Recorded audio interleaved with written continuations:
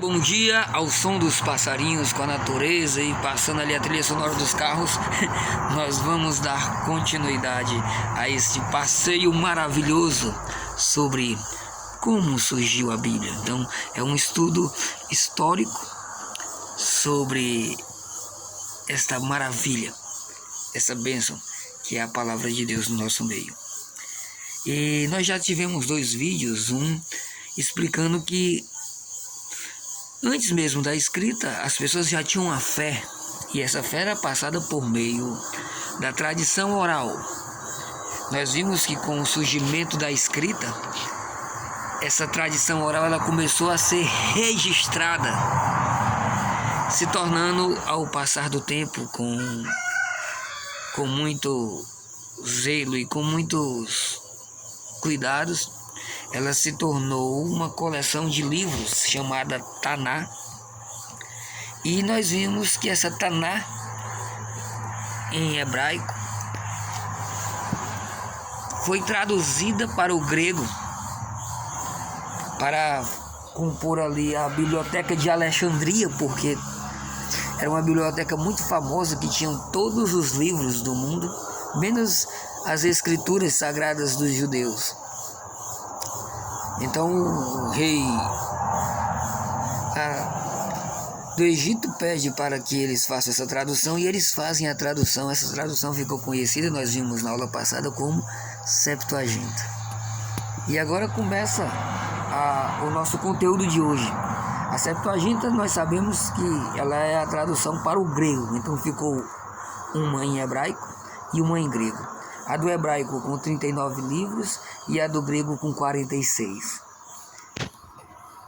Isso fez que, com o passar do tempo, a tradução lógica em hebraico ficasse restrita só ali ao cenário de Israel, geograficamente, porque o mundo não falava hebraico, o mundo falava grego. Então as pessoas iam para a Biblioteca de Alexandria, liam os escritos da Septuaginta e levavam para as suas localidades, para onde eles moravam. É tão interessante que Flávio Josefo fala de que quando uma pessoa ia em determinadas comunidades, as pessoas já conheciam as histórias da Septuaginta, ou porque leram na Biblioteca de Alexandria, ou porque alguém que leu contou a história, né? Isso é muito interessante. Então nós vamos observando que a Septuaginta ela vai se expandindo no mundo grego. E isso vai gerando conversões. Os próprios judeus de língua grega que moravam em outras localidades fora de Israel começavam a ler a Septuaginta e começavam a se converter, baseado nesses livros que diferenciavam a Septuaginta da Taná.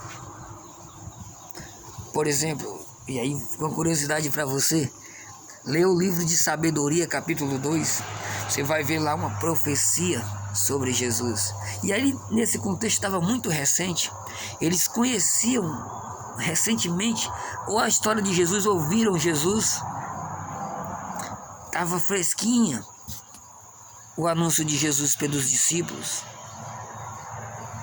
e eles, sabendo disso fresco e lendo, ele, e se convertiam, continuavam vivendo as suas tradições judaicas, contudo com a mentalidade voltada para Cristo sendo o Messias. Essas conversões elas começaram a preocupar, porque elas estavam crescendo rápido, se proliferando, e os judeus eles se reúnem.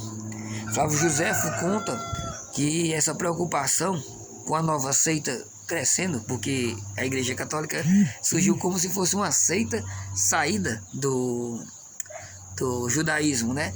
E ela era considerada seita porque ela não era a religião oficial, ela só passou a ser a religião oficial quando Constantino se converte e oficializa, né? Aí ela passa a ser oficial. Mas até então, a Igreja Católica, ela era como se fosse uma seita. Os discípulos iam anunciar no local e as pessoas se convertendo. Sucede que os judeus, eles fazem uma reunião. Se você observar ali os escritos, pesquisar os escritos de Orígenes, quando ele fala aos africanos, ele conta que justamente nesse período do finalzinho do primeiro século, ao começo do segundo século, os judeus se reuniam para a exclusão de livros, porque esses livros estavam gerando conversões. Existia conversão por vários motivos, mas a maioria das conversões eram por causa desses livros. Então eles se reúnem em um concílio que eles não registraram muito o concílio, né? Historicamente, da parte dos judeus não tem muito registro disso. Nós sabemos por causa dos escritores da época de Orígenes, como eu falei do caso de Flávio Josefo, que fala dessa reunião em que eles tentam, para impedir o crescimento do cristianismo, eles fazem essa reunião. Então eles definem como critério que, inspirado por Deus dentro do judaísmo, teria que ser escrito em hebraico, se possível do próprio profeta, e não podia ser um escrito, mesmo sendo em hebraico, não poderia ter sido escrito em um exílio ou fora, para não estar contaminado com outras culturas. Então eles nacionalizaram para reforçar a fé de um povo, que é toda a ideia teológica judaica. A igreja, por sua vez, ela seguiu o que os apóstolos fizeram. Os apóstolos, eles anunciavam a Septuaginta em grego, porque a vocação da igreja é ser católica. Católica no sentido pleno da palavra católica, ser universal. Porque Jesus, no finalzinho de Mateus, nós sabemos que ele dá uma ordem: ide por todo o mundo.